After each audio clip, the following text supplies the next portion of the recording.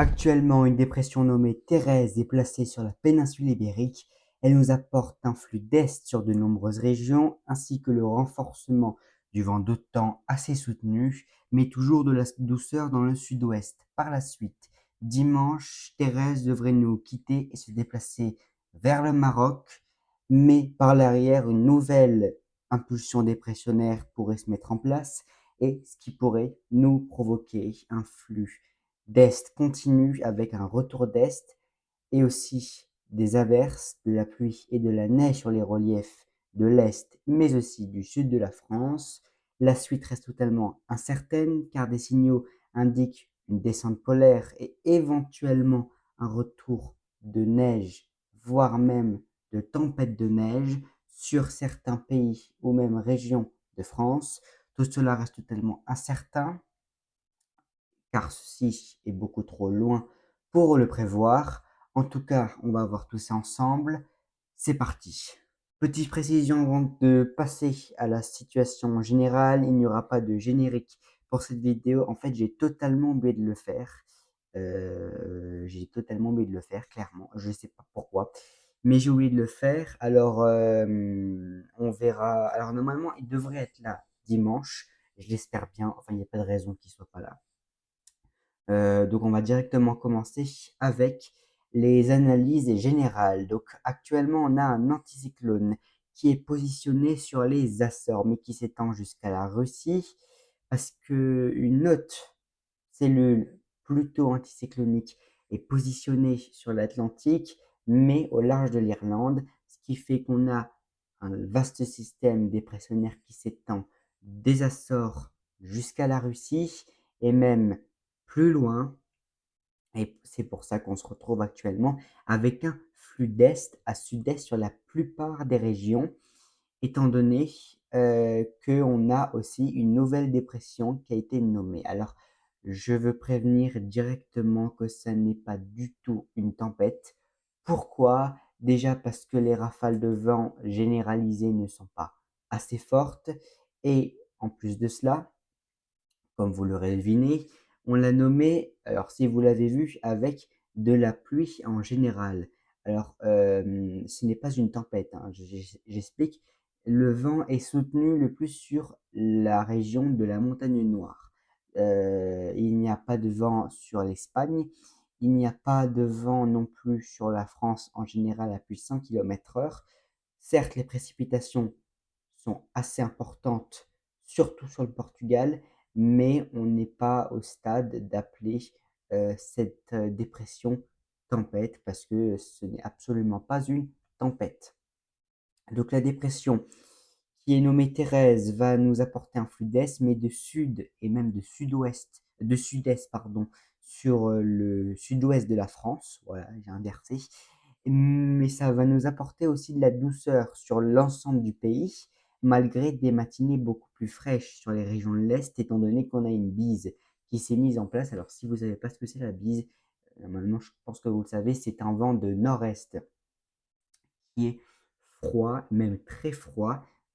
Ça dépend en combien il souffle, mais en général, il est très froid et ça renforce cette sensation de froid. Actuellement, on a aussi un système dépressionnaire qui est positionné sur le Groenland, et c'est lui qu'il va falloir surveiller car c'est lui qui nous intéresse, et une autre partie de ce système dépressionnaire qui a migré plutôt vers la Méditerranée et qui influence tout le bassin méditerranéen. Alors, on va regarder directement les prévisions pour demain matin avec, des entrées maritimes sur les pieds des Pyrénées, mais aussi autour du golfe du Lion. Alors, peut-être pas du golfe du Lion, mais du Languedoc-Roussillon, j'ai confondu, mais ça fait partie du golfe du Lion avec quelques averses parfois qui pourraient se mettre en place. À noter qu'aussi sur l'extrême nord du pays et la Belgique, on aurait un temps voilé, mais sur l'ensemble du pays ainsi que la Suisse et la Corse, le temps sera au beau fixe avec parfois, on pourrait avoir quelques passages nuageux très localisé sur la Corse ou encore les Vosges, mais par ailleurs, alors les Vosges, le massif, je précise, mais par ailleurs, on aurait du beau temps. Alors, les températures minimales au nord seraient de 4 degrés et pour le sud de 8 degrés. On aurait 4 degrés pour les villes de Lille, Paris et Strasbourg, et jusqu'à 12 degrés pour Toulouse, mais 10 degrés quand même pour Marseille et Bordeaux. Dans l'après-midi, on va retrouver des températures beaucoup plus élevées, mais on va regarder d'abord le temps général. On aurait toujours un ciel plus ou moins voilé sur le nord-est du bassin parisien, ainsi que sur la sud de la Belgique. Le soleil sera toujours très présent et reviendra sur l'extrême nord du pays, mais des averses seraient présentes au pied des Pyrénées ainsi que sur le sud-ouest, avec des températures qui resteront assez douces, mais plus froides sur le nord-est, jusqu'à 16 degrés, ainsi que pour Toulouse et Marseille, et jusqu'à 19 degrés pour Bordeaux, mais toujours 18 degrés pour la capitale. La moyenne des températures au nord serait d'environ 15 degrés et au sud de 17 degrés. Alors on va enchaîner maintenant avec la suite qui s'annonce assez incertaine. Pourquoi? Alors on va commencer bien évidemment par le commencement comme j'ai l'habitude de le dire. On a par l'arrière une nouvelle dépression qui va arriver et c'est elle qu'il va falloir surveiller. Pourquoi? Parce que elle va créer une impulsion. Mais cette impulsion, elle va faire que ça va pas faire regonfler l'anticyclone, mais ça va étaler l'anticyclone, ce qui va faire qu'au sud de l'anticyclone, on va se retrouver avec un flux d'est. Mais regardez ce qui se passe ici. Sur la Russie, on a actuellement une dépression qui vient de passer sur les pays scandinaves. Mais on a une partie de cette dépression qui s'est légèrement détachée et qui, par flux d'est vers ouest, va se déplacer et va nous concerner une première goutte froide pour la journée de samedi et une deuxième pour la journée de dimanche et même la matinée de lundi. Ces deux gouttes froides vont, alors c'est pas catastrophique, mais ces deux gouttes froides vont nous apporter de la pluie et de la neige sur les régions de l'Est. La première sera moins importante. Par contre, la deuxième, c'est elle qu'il va falloir un peu plus surveiller, étant donné qu'on pourra avoir beaucoup de pluie, mais peut-être même des orages. Alors, je vais vous préciser s'il y aura des orages, oui ou non. Alors, il va falloir encore être sûr à 100% parce que c'est encore assez loin. Alors, peut-être très localement pour avoir des orages, mais ce serait très, très, très, très local sur certains massifs ou encore vers la région des Alpes de Haute-Provence, mais ce serait vraiment très isolé. En termes de cumul de précipitations, on aurait regardé jusqu'à près de 30 mm de pluie. Bon, c'est pas exceptionnel comme je vous ai dit, excusez-moi, je me suis trompé de page, c'est sûr que si je vais pas à la bonne page, on va pas aller loin. Ce sera pas des précipitations exceptionnelles, hein, c'est vraiment une petite goutte froide qui va passer. Mais ce qui est le plus intéressant à voir, et restez bien jusqu'à la fin de la vidéo, c'est la suite. La suite qui est très incertaine. Pourquoi? Parce que certains voyaient cette dépression se former en tempête sur l'Islande et l'Écosse. Mais actuellement, elle est revue comme une simple dépression, peut-être pluvio-venteuse. Mais regardez les archives, voilà, les archives, alors le 6Z c'était, et on y voyait bien cette dépression se creuser et devenir une tempête, même une forte tempête sur l'Islande et pas sur le nord de l'Écosse, j'ai confondu avec celle-ci, qui s'était formée, mais cette dépression est descendue bien trop au sud, ce qui a fait que on se retrouve avec une. Alors, cette dépression, c'est bien creusé, mais c'est l'autre dépression. Voilà, c'est celle-là. Cette dépression a complètement foiré. Alors, celle-là, sur ce run-là, elle a foiré, ce qui fait qu'elle a ouvert le passage pour un flux de nord. Pourquoi? Parce que vu qu'elle se fait rattraper par le système qui est ici, ce système est en train de glisser. Pourquoi? Parce que regardez ce qui se passe à l'arrière. On a une nouvelle dépression, ou plutôt si je peux appeler ça une bombe météo, qui se forme sur Terre-Neuve et en fait qui fait regonfler l'anticyclone des Açores et qui impulse sur la France un flux de nord-nord-ouest. Mais c'est totalement incertain. Pourquoi? Parce que ça va dépendre du caractère et l'interaction des dépressions qui vont arriver dans les prochains jours. Si oui ou non, elles vont rentrer en contact avec d'autres dépressions pour faire un flux de sud et s'il y aura une impulsion anticyclonique. Et c'est ça qu'il va falloir surveiller parce que s'il n'y a pas d'impulsion anticyclonique, le risque d'avoir une descente polaire est presque nul. Et en fait, c'est pour ça que, en fait, pourquoi on a ça plutôt? C'est simplement le fait que le vent stratosphérique s'est complètement affaibli. Il s'est même dirigé sur la Russie, mais sur les régions, ou même les pays européens, on n'a plus rien. Il est parti. Voilà, il s'est cassé. Alors, sinon, le vent stratosphérique est toujours orienté ouest-est, ce qui permet quand même d'avoir un flux plutôt océanique sur l'Atlantique, mais ça ne va pas forcément permettre d'avoir un temps doux, étant donné que si il y a une impulsion anticyclonique, on ne va pas se retrouver avec du beau temps, avec 40 degrés sur la France. Parce que s'il y a une impulsion anticyclonique, on va se retrouver dans ces cas-là avec une NAO-. Et s'il y a une NAO-, on serait plus dans un contexte favorable pour avoir plutôt comment dire, oh, j'ai pas le mot, un temps beaucoup plus instable. Voilà, c'est ça que je voulais dire. Actuellement, on est dans une NAO+. Alors attendez, voilà, c'est mieux comme ça. Voilà, on est dans une NAO+. Alors certains commencent à voir une chute qui pourrait s'amorcer vers la NAO-. Mais ce qui est intéressant de voir, c'est que ce serait vraiment juste avant avril. Vraiment juste avant avril, on pourrait se taper une descente polaire. Alors rien n'est fait, rien n'est sûr, mais il y a déjà des signaux. Et comme on voit là, on voit bien le jet qui se renforce à plus de 350 km/h, peut-être même 400, et on voit bien le changement de direction du jet qui était orienté ouest-est et qui bascule directement en flux méridien, donc nord, sud et sud-nord. Et ça, c'est bien la marque d'un blocage anticyclonique et des coulées froides qui sont assez classiques. Mais celle-là, elle n'est pas très classique, hein, parce que c'est un mélange plutôt de tempête et de neige. Donc on va voir ça. Alors je vais regarder les valeurs de rafale de vent que GFS, lui, voit. Alors je ne sais pas combien c'est. Alors, donc oui, il voit bien un basculement au nord, hein. Punaise. Ouh, c'est frais ça. Enfin, c'est froid plutôt. D'accord. Ok. Mhm. Alors, pour ceux qui se posent la question, qui se disent oui, mais les isobars sont resserrés, pourquoi il n'y a pas de tempête?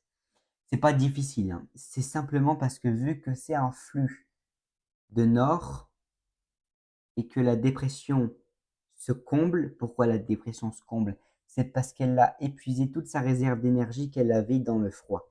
C'est-à-dire que là, elle s'est creusée jusqu'à 960 hectopascales.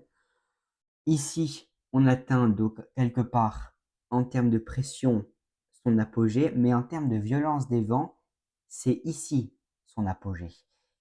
Ce qui fait que quand elle arrive chez nous, eh bien, on se retrouve simplement avec du froid de flux de nord, un vent très désagréable, mais quand même présent. Mais ce ne sera pas une situation de tempête comme on l'entend, avec de fortes rafales de vent, plus de 100 km/h dans les terres. Mais principalement des chutes de neige, comme vous voyez là, pardon, j'arrive même plus à parler, sur l'Allemagne, la France, presque l'Espagne, je pourrais dire, même l'Italie. Ah oui, mais ça c'est normal, c'est les montagnes. Et par la suite, il y a une nouvelle descente polaire. Donc, il va falloir vraiment surveiller de près cette situation parce qu'elle n'est pas anormale. Mais si ça se passe comme ça, c'est pas très classique non plus, quoi. Voilà. Alors, je sais pas où on peut trouver euh, la AO. Je sais pas du tout où on peut trouver. Alors, la AO, pour ceux qui savent pas, c'est l'oscillation arctique. Non, pas du tout. Alors, je vais marquer alors, oscillation. Alors, ça permet de savoir quoi? En fait, ça permet de savoir si on se retrouve sur l'hémisphère nord avec un flux plutôt zonal ou un flux méridien? Alors, on va voir ça. Est-ce qu'il y a au moins l'oscillation arctique? Je sais pas. Moi, j'aimerais bien, mais bon, c'est sûr que s'il n'y a pas. Alors, attendez, oscillation arctique. Euh, je sais même pas écrire, c'est grave quand même. C'est pas grave. L'oscillation. Ah, elle est là, parfait. Donc, l'oscillation arctique, si je l'ai trouvé, j'espère. Bon, ça charge. Bon, me fait pas attendre. Voilà. Alors, l'oscillation arctique, comme vous voyez, elle est des plus forte vers 1991 et il y a des moments où elle est plus faible. Mais actuellement, on est en février, alors février 2026.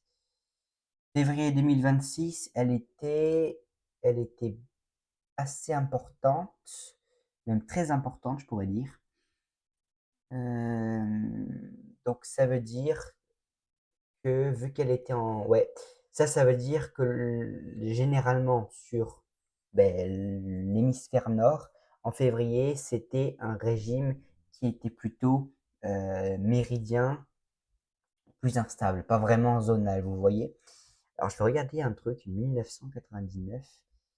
Euh, vous voyez, décembre 1999, c'était aux alentours de 1. Ah oui, mais si je... Ah oui, mais ça c'était en général sur le... Ouais. Donc ça, on s'en fout. Ah ben voilà, regardez. Février 2020, si vous vous rappelez de la tempête Karan, pas Karan, l'AO était de 3,417. C'est beaucoup. C'est beaucoup. Ça bat même, je crois que ça bat le record. Attendez. 3,417. 3,417. Pourquoi il pas. Non, ça bat pas le record, mais presque, de peu. Mais c'était des situations qui étaient similaires, et c'est-à-dire qu'en fait, on avait un flux zonal très généralisé sur l'hémisphère nord en général. Voilà. Alors, je vais regarder CEP, je pense qu'il s'est actualisé. Yes, CEP s'est actualisé, ouais. Alors, CEP, qu'est-ce qu'il nous dit? Lui, CEP, il est plus sur une tempête sur les îles britanniques. Lui, il voit un basculement à flux de nord, puis un basculement à flux d'ouest, une goutte froide qui tombe en Méditerranée et retourne d'un flux d'ouest qui pourrait peut-être amorcer une tempête. À voir. C'est très incertain. Moi, je vais vous le dire, je ne vais pas m'avancer. Moi, personnellement, je pense qu'on pourrait plus se taper sur, alors pas de tempête, hein, mais sur un scénario plus froid. Je pense. Après, je sais pas. Mais vu la situation, comment elle est, je pense clairement qu'on pourrait aller sur une situation beaucoup plus froide. Mais je sais pas qu'est-ce que ça pourrait donner. Parce que, après, c'est loin, donc je peux pas vraiment vous faire de prévisions précises. Mais comme vous voyez là, il y a, sur l'Europe centrale et l'Europe de l'Est, il y a déjà des signaux de descente polaire qui se mettent en place. Donc c'est intéressant de voir que on a alors c'est pas parce que c'est attendez, c'est pas parce que c'est sur les régions de l'Est uniquement que ça veut dire qu'on n'aura rien. Parce que si vous vous rappelez, on a eu certaines fois où c'était prévu sur les régions de l'Est, enfin les régions de l'Europe de l'Est, mais qu'au final ça s'est décalé chez nous. Pourquoi? Parce qu'il y a eu des changements quelques jours avant, totalement normal. Mais voilà, c'était pas, faut pas prendre au pied de la lettre, bien évidemment. Alors, je vais regarder les prévisions à plusieurs semaines. Alors, attendez, c'est où déjà les prévisions à plusieurs semaines? Je sais plus du tout. Ah, elles sont là. Donc, les prévisions à plusieurs semaines. Je vais mettre la pression au niveau de la mer, ce sera beaucoup mieux. Alors, actuellement, on se retrouve avec un flux plutôt, ouais, un peu bizarre. C'est plutôt un flux d'est, un peu mou. Par la suite, lui, il commence à voir un flux de sud-ouest. Un flux de sud-ouest. continue après un flux d'ouest. Ouais, bon, ça nous rend pas service là. Alors là, c'est un flux de ouais, d'est, nord-est, c'est un peu bizarre leur truc. Par la suite, il y aurait des géopotentiels. Oh, alors ça pourrait signifier, je suis pas sûr, hein, mais ça pourrait peut-être signifier un anticyclone scandinave, donc un flux d'est. Je suis pas sûr, mais c'est peut-être possible. Par la suite, peut-être des ouais, bon, après, c'est beaucoup trop long pour vous dire. Donc, on pourrait, je pense, se taper un flux d'est avec vraiment du froid, mais je suis pas sûr parce que c'est trop loin pour vous dire ça. Parce que déjà que GFS, lui, prévoit un flux d'ouest, mais que CEP, pardon, prévoit un flux d'ouest, mais GFS, lui, il prévoit un flux de nord-nord-ouest à peu près. Donc déjà, à partir de ce moment-là, c'est que quand il y a déjà deux modèles qui sont pas en accord, c'est pas ouf. Voilà, c'est pas le truc le plus avantageux. Ukmo, qu'est-ce qu'il nous dit Ukmo? Ukmo, lui, il voit un flux d'ouest. Il y en a, ils voient flux d'ouest, c'est bizarre. Alors c'est possible que ça change et je me suis trompé, hein. Et à la rigueur, je préfère me dire que je me suis trompé et qu'on va sur une tempête parce que je déteste le froid. J'ai horreur de ça. Punaise, on voit bien la bise, hein. Oh, ça c'est pas bon. Pourquoi c'est pas bon? Alors, c'est pas une question que c'est pas bon, mais c'est parce que en fait, ça rend l'atmosphère beaucoup plus froide et je déteste ça. C'est horrible. Surtout chez moi dans le nord-est, étant donné que je suis entre deux massifs, le vent il vient pas de l'est, mais du nord-est. Donc c'est une horreur. Et même du nord, il vient comme ça le vent. Voilà. Donc si vous habitez dans l'ouest et vous dites il fait froid, non, je pense pas qu'il fait froid. Chez moi il fait froid, oui, mais voilà. Bonne chance à ceux qui habitent dans les Alpes ou dans des combes du Jura, hein, parce que ça, c'est pire. C'est beaucoup plus pire. JMA, est-ce qu'il s'est actualisé? Ouais, presque. Alors, JMA, lui, il voit une dépression qui pourrait se former en tempête sur les îles britanniques. Et je voulais en venir à ce point. Si vous êtes resté jusqu'à la fin, jusqu'à ce moment-là de la vidéo, merci énormément. Parce que des fois, je pars un peu dans tous les sens, mais c'est pas pour rien. C'est pour en venir à quelque chose. Donc, ce que je voulais dire, c'est que va falloir surveiller cette dépression. Pourquoi? Parce que si cette dépression par l'arrière, elle prend tout l'air froid, ça va faire que la dépression ici va mourir sur elle-même. Donc, on va se taper par la suite un flux plutôt de nord. Mais si la dépression reste, si la dépression elle reste dans l'air froid et qu'elle se creuse dans l'air froid, on pourrait se diriger vers une situation plus océanique et s'il n'y a pas de bombes météorologiques qui apparaissent derrière, ou du moins que ça suit, vous voyez que ça fasse un peu comme ça surfe sur l'anticyclone, vous voyez? Parce que s'il y a une bombe météorologique qui fait regonfler l'anticyclone, on se tape en flux de nord, plutôt flux de nord que flux d'est, ou flux de nord-est, ça peut dépendre de la situation. Et donc, on se retrouve avec du froid et de la neige. Donc, à mon avis, voilà, on va éviter de se faire trop d'illusions parce que je vais vous dire que j'en ai aucune idée. Moi, je taperais plutôt sur un système froid que océanique. Mais on va voir ça dans les prochains jours. Alors moi, je vais m'arrêter là pour la vidéo parce que j'ai plus rien à dire. En tout cas, j'espère que cette vidéo vous aura plu. On se retrouve dimanche en espérant bien sûr que j'ai fait le générique parce que j'aime pas trop faire attendre les gens. Mais surtout que c'est ma chaîne, quoi. Euh, En tout cas, j'espère que cette vidéo vous aura plu. Moi, je vous dis à dimanche. N'hésitez pas à laisser aussi un like sur la vidéo. On se dit à bientôt. C'était La Colère du Ciel. Attendez. Non, parce qu'en fait, j'ai même pas fait de conclusion. Donc, la conclusion, c'est que demain, on aurait du vent, d'autant qu'il serait soutenu. Alors, sur les massifs, on pourrait atteindre jusqu'à 150 km/h sur le massif du Mont Noir. Mais par la suite, on retrouverait ce week-end un temps plutôt pluvieux sur les régions de l'Est et du Sud.